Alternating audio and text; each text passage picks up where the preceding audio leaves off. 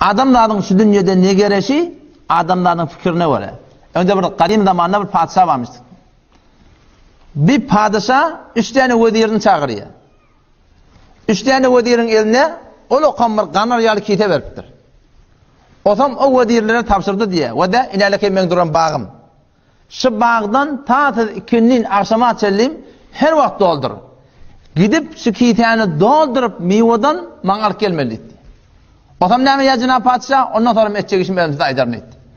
3 nefer görende hemmesi 3 adam da şu ve de camiada ne kadar adam yaşak gelip ya. Ama ne mi fark ediyor? Amal fark ediyor. Amala fark veren zat ne mi? Adamların düşümü.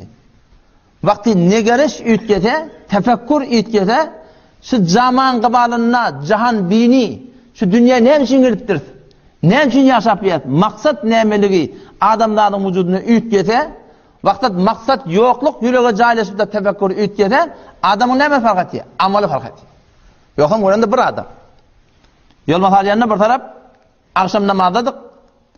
O zaman ağam, adına hiç vermeyin benden. Adamsı, akşam namazdan sonra falanın önünde sadaka var. Şuna barmalı başlayacak oluyor.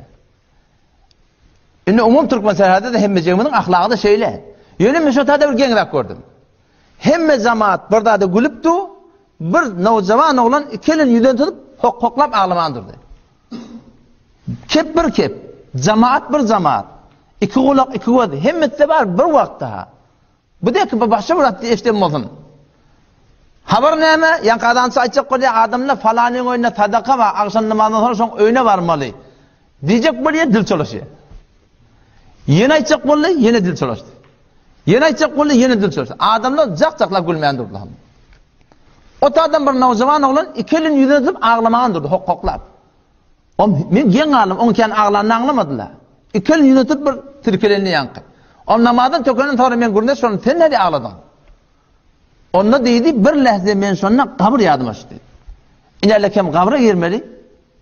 O şotada Munkar Nekir gelecek. O soracak men Rabbuk, ma dinuk, men nebiyyuk. Peygamber sallallahu aleyhi ve sellem çehrem kokatacak. Şuna hakkında sen ne mi diyordun? Kimsi? Sonra eğer men dilim çolotsa men günüm nem olur deyip men şuna ağladım diye. Gülüp durulanda da ağlayan da var.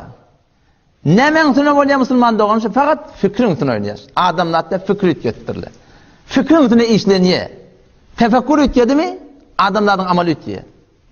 İnalekem şu Türkmen Müslüman namuscan millet ceyhum bilen behri kadar ağratı çölüsünden öser yeli Türkmenin gulgunsa da kara ödmen karatı kara dağdan iner tiyli Türkmenin ol merdin oğludur merttir federi gör oğlu kardeşi ter hoştur seri dağda da kavsa seyyatlar deyili ala bilmez yol varsa oğlu Türkmenin şu yol varsa oğlu Türkmen 30-35 yıl mınnaval namusununa can veriyedi.